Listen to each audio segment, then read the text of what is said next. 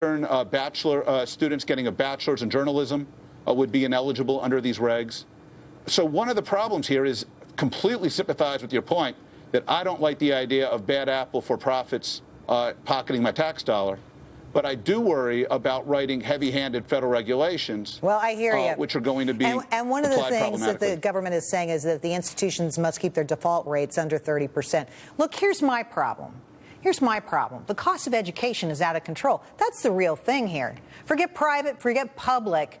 Both of them are too expensive for kids to afford, kids and families. Something has to be done to bring that price down. What do you say? How do we do that?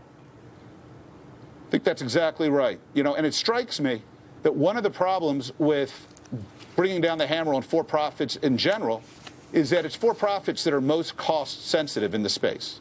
It's for-profits that are looking to move courses online more aggressively.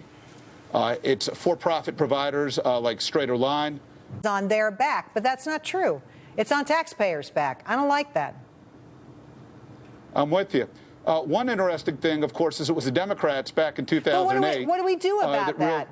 What do we do about that? Don't gloss over the point. I mean, we got to have some kind of solution, right? Great question.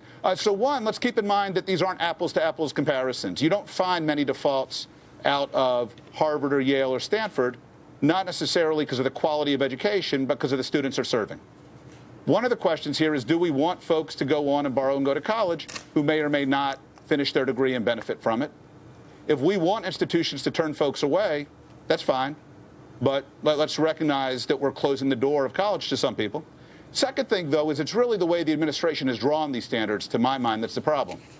George Washington law school students would be ineligible for federal grants and loans under these regs. Northwest